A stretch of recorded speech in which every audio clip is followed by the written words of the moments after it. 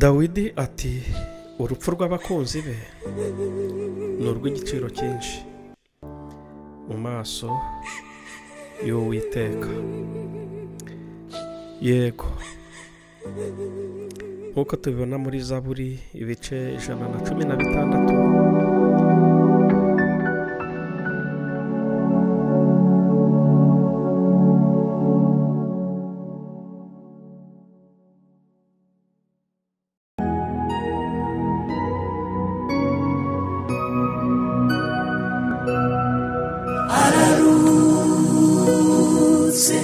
Inshuti ya Yesu aruhukiye mu gituza cye, asinziriye mu rukundo rw'Imana. Araruhutse, araruhutse, araruhutse, inshuti ya Yesu aruhukiye mu gituza cye, asinziriye mu rukundo rw'Imana. Araruhutse, araruhutse.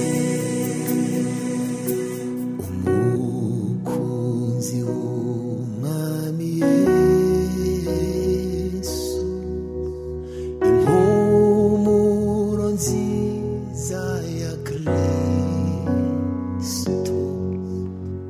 yamenyesheje abantu ibyo gukiranuka, asoje umurimo we, araruhutse.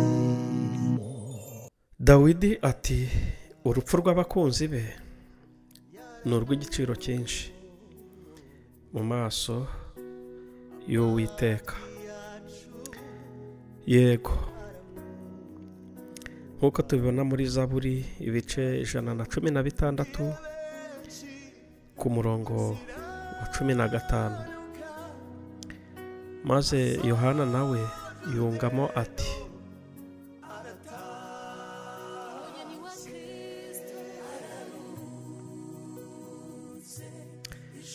numva ijwi rivugira mu ijuru rimbwira riti andika uti uhereye none hahirwa abapfa bapfira mu mwami wacu. Umwuka nawe aravuga ati ye, ngo baruhuke imihate yabo, kuko imirimo yabo ijyanye nabo ibakurikiye.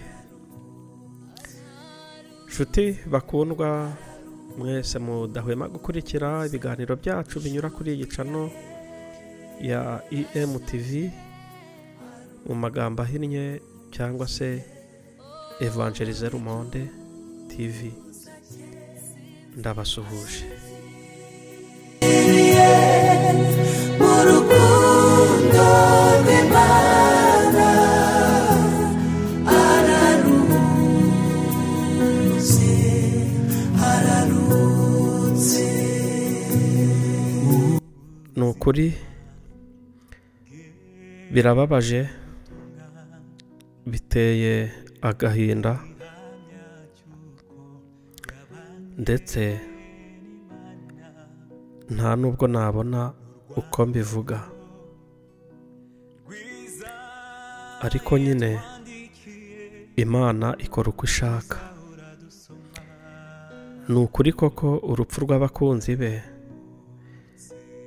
ni urw'igiciro cyinshi mu maso y'Uwiteka, kandi abakoreye ijuru n'ibyo koko bazaritaha. Kandi Imana nuko yabishatse, nuko yabihisemo, urupfu yarugize irembo. Dutangiye gutya kubera inkuru y'incamugongo ya mwene data umuvandimwe wa benshi, inshuti ya benshi, umukozi w'Imana, kuri ubu ngubu nyine utakibarizwa mu isi y'abazima, watuvuyemo mu by'ukuri butunguranye. Josbert Gahunzire yari atuye muri Canada, aho yari ari n'umuryango we, aho yari arimo akurikirana amasomo ya dogitora, yendaga gusoza cyangwa se yendaga kurangiza vuba. Ariko Imana nyine igira gutya, kuko ikora uko ishaka, ntawe uyibaza ngo urakora ibiki. Ihitamo nyine kumujyana aho yari atuye rero muri Canada. Ni inkuru mu by'ukuri yababaje abantu benshi, yashenguye benshi, yewe ntabwo namenya uko mbivuga, kuko yari umuntu w'abantu benshi cyane. Yari umugabo wuzuye ubuntu bw'Imana, uzi kubana, uzi kuvuga Imana neza, kandi uzi guhamya neza iby'ibyiringiro bye. Josbert Gahunzire, twumvishe inkuru ejo bundi yatangiye gucicikana ku mugoroba, bavuga ngo Gahunzire, bamwe bati yakoze agisida, abandi bati yari ari ku kibuga cy'indege agira ibyo bita stroke. Nyamara EMTV twagerageje kugenda tubaza amakuru, maze tuza kubona umuvandimwe cyangwa se inshuti ya bugufi ituye hariya muri Canada, aho nawe yabarizwaga n'umuryango we, maze baduha amakuru, navuga ko ari amakuru y'imvaho yizewe, maze baduha amakuru yizewe ko uyu muvandimwe Josbert Gahunzire yakoze agisida yo kunyerera mu byo bita neje wenda abatuye muri Canada n'Uburayi cyangwa se muri Europe nyine muri rusange, cyangwa n'ahandi hakunda kugwa ibi bintu bita neje nyine barahita bumva ibyo ari byo. Wenda ku batabyumva murebe ako kavideo, neje ni iyi uko muri kuyibona kwa aka kavideo. Ni ibintu biba bimanuka nyine kubera ubukonje cyane, bigatwikira inzira, bikatwikira amamodokari, nuko bikazageza igihe bishonga, cyangwa se bakamenamo amaproduwi ashobora kubishongesha. Ariko ni ibintu biba binyerera nyine, ushobora gukandagiramo ukaba wanyerera. Rimwe na rimwe hari igihe rero bigwa nk'ahantu habi, hari nk'amabuye, ariko ntuyabone, wowe watambuka nyine ukaba wanyerera, ukaba wakubita umutwe ku ibuye cyangwa ku kindi kintu nyine ukaba wagwa. Rero amagare ari ahantu henshi. Ubundi kugira ngo umuntu apfe, atahe, ave mu mubiri, hari ibintu biba bigomba guhura bigeze muri bitatu. Hari ahantu uzagwa, aho uzapfira, cyangwa se aho uzahagurukira, aho uzataha ugiye guhabwa ingorano zawe. Ku rupfu nirwo rudutandukanya n'imirimo dukorera hano muri iyi si. Cyo kuri ijambo ry'Imana avuga ngo ko imirimo yanyu ijyanye namwe ibakurikiye, naho uzagwa, ikizakwica n'isaha y'ibyo bintu bitarahura ntaho ujya. Ikikwica gishobora kuba cyaje, ariko ku gihe kitaragera ntacyo ushobora kuba. Isaha ishobora kuba yageze, ariko ikizakwica cyangwa ikizakujyana, igare ryawe ritaragera aho rigomba guparika, n'ubundi ntihagire icyo uba, nibwo ujya wumva ngo abantu bavuye mu rupfu. Icyo mvugiye ibyo ni uko nyine hari akantu gato umuntu ashobora kunegirija, kumva ukuntu umuntu yanyerera muri neje akaba yakwitura hasi agapfa, cyangwa se akava mu mubiri, ariko ni ibintu bishoboka cyane. Nibwo buryo rero uyu muvandimwe Josbert Gahunzire yakozemo agisida, ubwo yanyereraga nyine muri neje, yitura hasi nyine agwa nabi, mu by'ukuri aba avuye mu mubiri gutyo. Urumva ni ibintu bibabaje cyane, urupfu rutunguranye gutya nyine. Mu by'ukuri ntabwo nzi ikintu nabwira umuryango we, umudamu we, n'abana bari batuye hariya muri Canada, n'umuryango mugari muri rusange. by'umwihariko natwe nka Evangelize Le Monde TV, by'umwihariko ngewe Felix Harerimana uri gukora iki kiganiro, twarabanye cyane mu murimo w'Imana. Gahundire Josbert sinzibagirwa uruhare rwe yagize haba muri mariage yanjye, sinzibagirwa uruhare yagize mu murimo w'Imana. Nkomeza no kwihanganisha umuryango mugari wa korali Amahoro ibarizwa muri ADPR i Remera, aho uyu mukozi w'Imana yaririmbye, twaririmbanye igihe kirekire, ndetse yari n'umwe mu bagize komite ya korali Amahoro muri icyo gihe yaririmbaga. Rero mu by'ukuri tubuze umuntu w'intwari, tubuze, ntabwo nzi ukuntu ngewe navuga Josbert Gahunzire ko yari umuntu cyokora ukunda cyangwa se urangwa no kwiga. Ubuzima bwe bwose bwari ubuzima bwo kwidokimanta, ubuzima bwe bwose bwari ubuzima bwo kwiga. Yakundaga kwiga cyane, ngira ngo abazabona iki kiganiro nyine bamuzi, abo biganye haba muri segonderi ndetse n'i Butare, aho yabashije kwiga muri Université ya Butare, ngira ngo muramwibuka cyane. N'abakoranye nawe mu miryango yagiye akoramo mpuzamahanga, ubwo yari akiri mu Rwanda i Kigali, kugeza igihe nyine n'ubundi agiye muri Canada gukomeza amashuri ye. Kuri ubu rero akaba yari arimo nyine ategura cyangwa se akora dogitora, ariko Imana nyine ikaba yahisemo kumujyana. Ni inkuru ibabaje. Ijambo ry'Imana muri Zaburi bice 46 ku murongo wa 2 hari ijambo rivuga ngo Imana niyo buhungiro bwacu n'imbaraga zacu, ni umufasha utabura kuboneka mu byago no mu makuba. Reka dusubiremo, Imana niyo buhungiro bwacu n'imbaraga zacu, kandi ngo ni umufasha utabura kuboneka mu byago no mu makuba. Bene data, umuryango mugari, haba umuryango we direkte, umudamu we, abana, umuryango muri rusange, ababyeyi, abari batuye mu Rwanda, imiryango ya bugufi, umuryango mugari wa korali Amahoro, inshuti ze za hafi.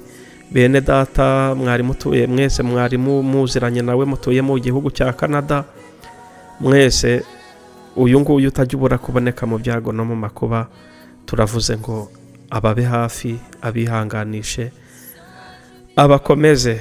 Mu by'ukuri ntabwo twabona icyo tuvuga, ariko Imana yo ifite icyo yababwira cyo kubahumuriza, kuko ngo ni umufasha utajya ubura kuboneka mu byago no mu makuba. Uyu rero utajya ubura kuboneka mu byago no mu makuba, rwose nababe hafi, nabagirire neza, nabane n'imitima yanyu, abakomeze. Natwe nk'umuryango mugari wa EMTV nka Evangelize Le Monde by'umwihariko, twifatanyije namwe muri uyu mubabaro, twifatanyije namwe muri ibi byago, muri izi ngorane zimeze gutya, muri iki gihe kiba kitoroshye, ushobora no kubura icyo ubwira umuntu, ariko rwose turahari kugira ngo dukomeze natwe tubafate mu mugongo, kandi rwose tuzabana namwe muri ibi bihe bitoroshye bimeze gutya. Ariko Uwiteka nyirihumure, nyiribambe, akomeza uyu muryango. Ni ukuri utakaje umuntu nk'uyu, utakaje umuntu, igihugu, isi muri rusange, umurimo w'Imana, itorero, tubuze umuntu w'umumaro cyane cyane cyane cyane cyane. Ariko Imana nyine nuko ibigena, ngo niyigena, nuko yabihisemo, nuko yabishatse. Ubundi rero navuga ngo Uwiteka akomeze imitima yanyu, akomeze ababe hafi, abe bugufi yanyu cyane, abegereye imitima yanyu kurenza uko umuntu wari we wese yabivuga cyangwa yababwira. Murakoze cyane rero. Andi makuru ibizakurikiraho n'izindi detaye cyangwa se n'ubuzima bwe muri rusange, n'ibyerekeranye n'imihango igiye kuzakurikiraho, Evangelize Le Monde turahari kugira ngo tuzakomeze tubibagezeho uko bizagenda bikurikirana. Nimugire amahoro aturuka ku Mana. Shalom. Yohana yaravuze ati ni nzira n'ukuri n'ubugingo. En Jean, il a dit, c'est moi le chemin, la vérité. Nta muntu ujya kwa data Il n'y a ntamujyana. personne qui peut aller chez mon père. Hari sans ikintu passer à kimwe moi. kinshimisha Il cyane y a quelque chose qui me fait mbere yuko plaisir. avuga ayo magambo Avant de dire ces mots, cyangwa se nyuma yaho sinibuka neza, puis après, je ne me rappelle pas. yavuze ati ubu nta nubwo ngewe nkibiterega abagaragu, Et aujourd'hui, je vous appelle muri pas inshuti zanjye, les esclaves. Vous êtes mes amis. kuko umugaragu ntabwo amenya icyo shebuja ari mu Parce gutekereza, que l'esclave ne peut pas savoir ce que ariko son maître mwebwe muri inshuti zanjye. Mais Reka vous mbabwire, êtes mes amis. Kristo yaraje kugira ngo atwinjize mu bushuti n'Imana. Et Christ est venu pour nous mettre en contact avec Dieu. Mu by'ukuri turi abana b'Imana On est des enfants de Dieu. En vérité. kandi twabigizwe na Kristo. Et c'est Jésus qui nous a fait ça. Ejo bundi ubwo twibuka kuvuka kwe, Et quand on se rappelle de ça, tuzajya twibuka ko turi abana b'Imana on se rappelle aussi qu'on est kandi des turi enfants abana b'Imana pe. de Dieu. Et on est vraiment des enfants de Dieu. Yohana yaravuze ngo Jean a dit, umwuka w'Imana l'Esprit de Dieu. ahamanya n'umwuka wacu Et c'est convaincu avec notre esprit yuko turi abana b'Imana. qu'on est des enfants de Dieu. Arangira aravuga ati kandi niko turi. Et c'est comme ça qu'on est. Reka mbabwize ukuri, Et je vous dis la vérité. harimo ikintu abarokore batajya banasobanukirwa. Il y a les gens qui ont accepté le Seigneur qui... Ntabwo tujya dusobanukirwa nuko turi abana b'Imana isumba On byose. ne sait pas qu'on est des enfants de Dieu Tout-Puissant. Bibiliya iravuga ngo twicaranye na Kristo La Bible nous dit on est assis avec Christ ngo mu buryo bw'umwuka, dans le manière d'esprit. kandi ikavuga ngo turi abami n'abatambyi. Et on est des rois et puis des sacrificateurs. Ariko rimwe na rimwe kubera ibibazo, Et mais de temps en temps, à cause des problèmes, kubera ko inkweto itangiye guhengama parce nk'iyi que yanjye, le chaussure est vieille, dutangira kubera umuntu abona amadeni, amakredi, parce qu'on voit des crédits puis des dettes, umuntu acika intege tukibagirwa abo turi bo. on devient faible, on oublie ce qui nous sommes. Noneho tugatangira kwigana metode z'abisi, Et on commence à pratiquer les méthodes des gens du monde. tukabeshya kugira ngo turamuke. On mentit pour demain vivre. Iwacu ho muri Afurika abana beza b'abakobwa bagasambana kugira ngo babone akazi. Et chez nous en Afrique, les filles vont se donner pour avoir du travail. Ariko reka mbabwire, Mais je vous dis la vérité. biriya bintu tuba turi gukopera ntabwo ari ibyacu. Ce qu'on est en train d'imiter, ce n'est pas pour nous. Turi abana b'Imana. On est des enfants de Dieu. Ngiye kubabwira ikintu kimwe Je nabonye vais mu vous Mana. dire quelque chose que j'ai vu pour dire.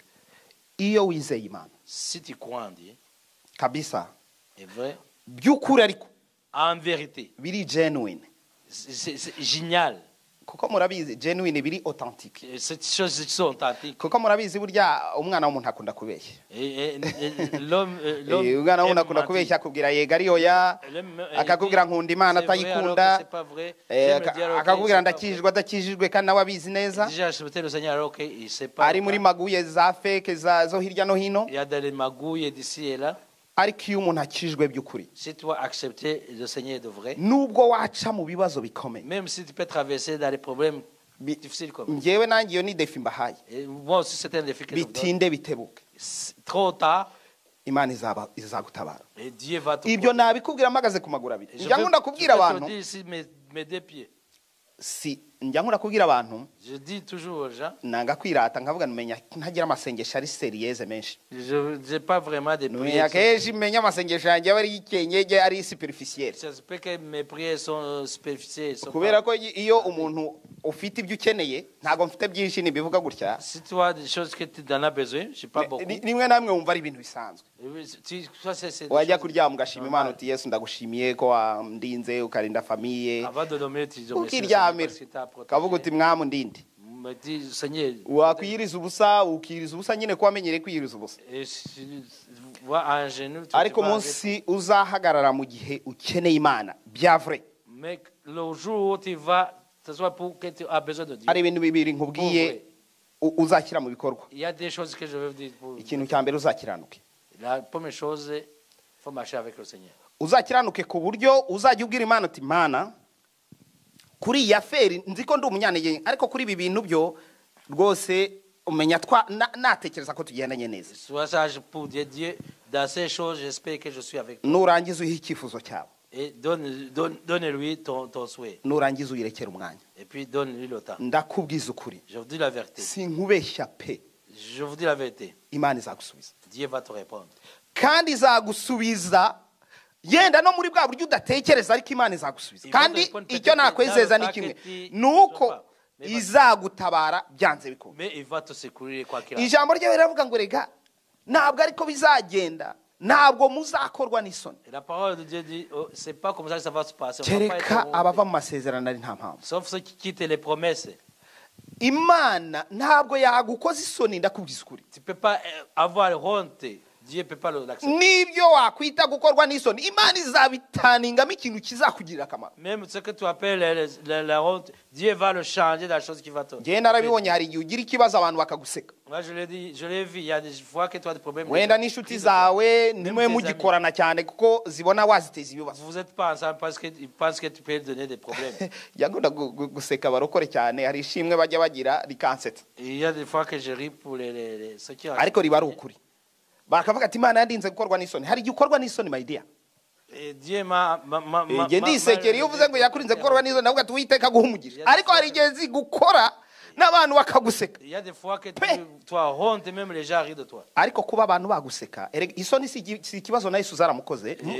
Abantu nibanaguseka ntuzabitindeho. Même Jésus c'est arrivé. None se ugira ngo byari byiza, byari fani igihe Yesu yabambwe yambaye Est-ce que ubusa. vous pensez que c'était le fun quand Jésus Utekereza abantu yazuriye abana bamutuka bamucira mu maso, utekereza ko byari byiza? qui a révélé les enfants puis quand il le craché dans le visage. Uzi ko Yesu yasenze akavuga ati mwami niba ngombwa iki gikombe ukindenze. Mais Jésus a dit c'est que ça Uzi ko yasenze akavuga ati umutima urakunze ariko umubiri ufite intege nke. Il dit le cœur il est accepté mais le corps. Uzi ko yabize ibyuya by'amaraso.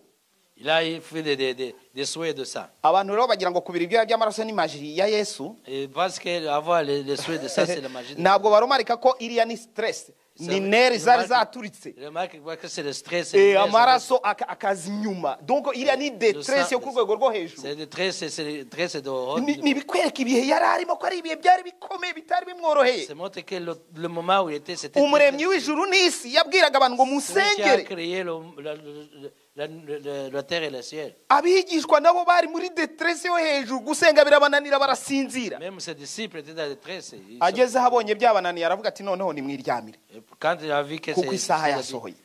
Ariko ashaka Imana ngo marayika amwongera imbaraga. Mais il a cherché le Seigneur que l'ange lui a donné. Rero mbere yuko nsoza nagira ngo mbabwire, Avant de terminer, je vais vous dire. wakorwa n'isoni zitagukora, Si tu es honté ou pas, abantu bagukunda batagukunda, que les gens t'aiment ou t'aiment pas, izere uyu Yesu.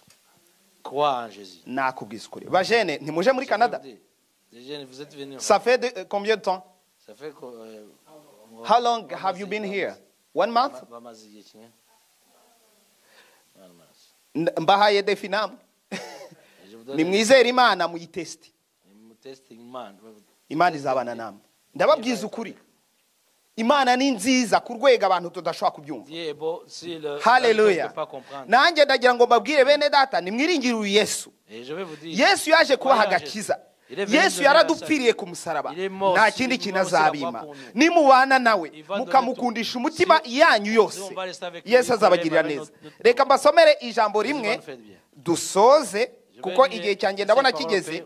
Riri muri Yohana, ni ijambo nkunda cyane, ibice 10 umurongo wa 27 kugera ku wa 30. C'est Jean 10. Jean 10 27 à 30. Reka mbasomere mu izina rya Yesu. Ravuga ngo intama zanjye zumva ijwi ryanjye, nanjye ndazizi kandi zirankurikira. Nziha ubugingo buhoraho kandi ntizizarimbuka na hato iteka ryose, kandi nta uzazivuvunura mu kuboko kwanjye. Data wazimpaye aruta bose, nta wabasha kuzivuvunura mu kuboko kwa data. Jyewe na data turi umwe, Imana yacishimwe. Haleluya. Icyo kintu Yesu yaduhaye rero, c'est chose que Jésus nous a donné cyo kuba abana b'Imana, pour être les enfants de Dieu. biduhesha nationalité, byite gutyo, Une nationalité divine. Une nationalité divine. Tukaba muri Yesu nawe akaba muri twe. Et on vit en Jésus puis il vit en. Ariko twarangiza tukaba muri data twese. Mais après ça, on vit nous tous dans notre Père. Soza ndagira ngo mbabwire ikintu gikomeye. Maintenant, je vais vous dire quelque chose. Yesu yaduhaye ubugingo buhoraho. Jésus nous a donné la vie éternelle. Reka nkubwire, wagenda ku manywa wagenda nijoro, Si tu marches la nuit ou le jour, ujye uzirikanira ijambo, et il faut passer ce mot. ufite ubugingo buhoraho. tu auras la vie éternelle. ntabwo uzapfa Tu ne vas pas mourir. uzasinzira Et tu niko ijambo ry'imana tu vas ritubwira dormir. kandi uzabaho iteka Et tu vas vivre éternellement. iki ni ikintu kristo yaduhaye Cette chose que Jésus nous a donné, ababyeyi bacu bataduha que nos parents ne peuvent pas nous donner, inshuti zacu zitaduha que nos amis ne peuvent pas nous donner. reka tugikomereho On va, haleluya on va tenir ça comme... turinde agakiza imana yaduhaye Amen. mbibabwiye kubera ko twenda kwizihiza noheri Et je vous dis ça pas à cause de Noël. On va, mbabwire rero ngo kuri noheri je peux vous dire, ubwo en tugiye Noël, gusoza parce qu'on va terminer, muzazirikana iki et prenez en souhait cette chose. kuri twebwe noheri ni ubugingo Et pour nous, Noël, c'est la vie ntabwo éternelle. ari kado C'est pas un cadeau, c'est la vie éternelle. ntugire stress Et ne te stressez pas. niba nta kado ufite yo gutanga Si tu n'as pas un cadeau pour donner, enjoy jesus et aime Dieu. kuki wakwigora Pourquoi tu vas te donner des... yewe nta bintu nigoramo Tu ne veux pas de peine. shima umwami Et moi, je ne me donne pas de Ko peine. yaguhaye Je ubugingo buhoraho. remercie le Seigneur parce qu'il m'a shima donné. data Je remercie le Père ko akikurinze parce qu'il nous protège ko encore. akiguhagaritse mu buzima Parce qu'il nous dit dans la vie. kandi ko akikurindiye mu gakiza ke Et il nous protège aussi dans cette salle, dans son salut. rero ndabashimiye Et je vous remercie. muzagire noheri nziza Ayez un bon Noël izababere nziza et qu'il soit un bon Noël. niba hari ahantu imibanire yawe na yesu yagabanutse S'il y a ta vie avec Jésus s'est diminuée, umubwire uti mwami ndifuza kongera kubana nawe neza dis à lui que tu veux vivre avec lui. umubwire uti mana ndashaka ko ukomeza kumbera umwami Je vais encore continuer à être mon roi. ntabwo nshaka ko njya muri izi formalite z'isi Je ne veux pas entrer dans cette formalité du monde njye muri kado et dans les cadeaux. njye kureba amazu atatse neza n'udutara twaka muri canada ntabwo ari bibi Voir des belles maisons qui sont illuminées. njye mu birugu n'udutara twaka mu nzu which is good ahubwo ndashaka ko kristo uvukira mu mutima wanjye Je veux que Christ soit né dans mon cœur ube muri jye et reste dans moi. kandi ikikubwira ko ubanye na yesu Et ce qui te dit que tu es avec Jésus, ntabwo ari inshuro ujya mu rusengero nubwo kuza guterana ari byiza cyane c'est pas beaucoup de nombre que tu vas dans le ciel, même si c'est beau. ahubwo ni inshuro urwana n'icyaha kandi yesu Et akakikuneshereza c'est beaucoup que tu combats avec le péché. Burya ikizakubwira ko uri umukristo Ce qui va te dire que tu es un chrétien, n'ingeso zawe c'est ton comportement. igihe uzabona utagikunda kubeshya Et que tu igihe vois que uzabona tu utagikunda mens plus, kwiba tu voles plus. burya abakristo hari abakristo bakora ibyaha byoroshye Et il y a des chrétiens qui font des péchés. très faciles. yaba ari umusore ukavuga uti nyamara wa mukobwa wawe uriya musore ntumwegere Je dis, cette fille, yaba ari tu peux pas umukobwa approcher ukabwira umusore uti he uriya mukobwa yagukurura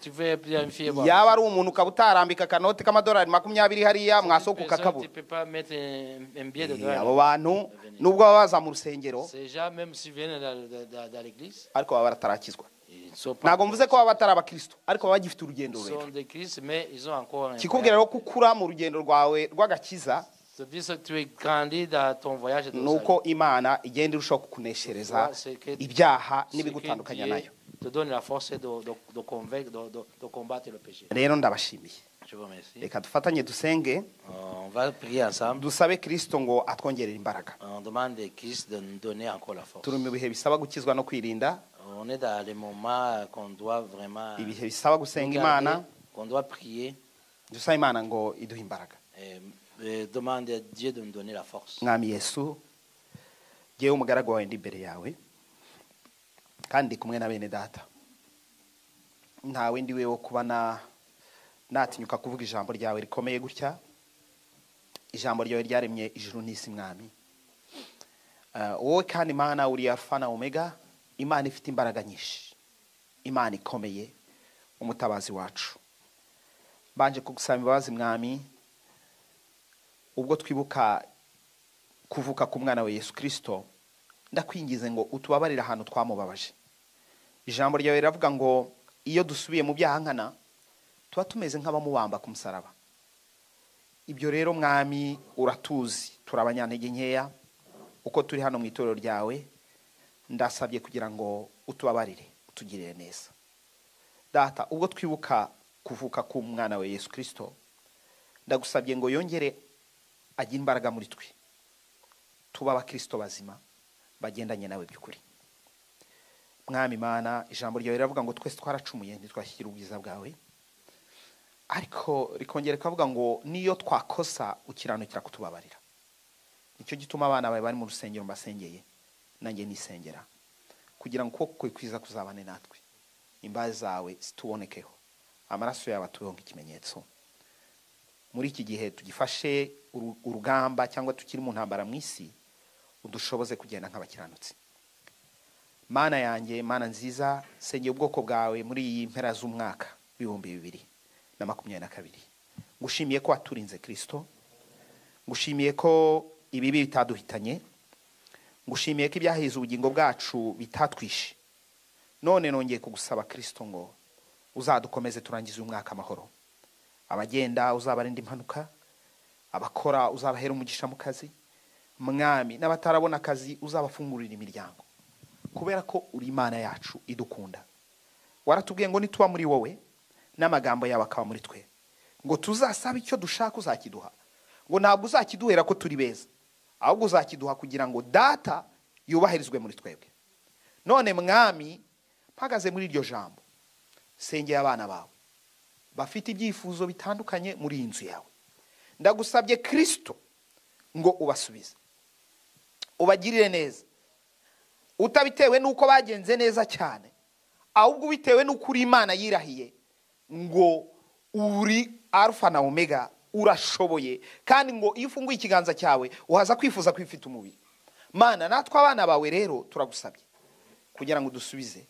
Sengeye abana bawe, sengeye ibyifuzo byabo, uzabagirire neza. Kandi Mana, muri impera z'uyu mwaka uzabaha umugisha.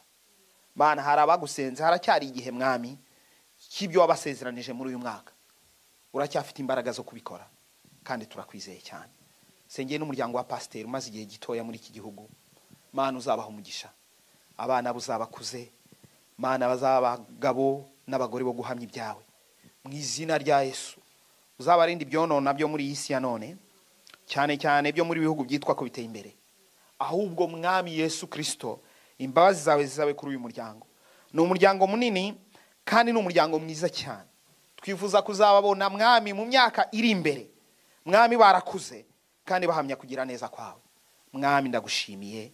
Sabiye bene data bo mu itorero ryawe Gosheni, abari hano n'abatari hano, abarwaye ubakize, kandi Uwiteka n'abagiye gufata ingendo uzabakomeze.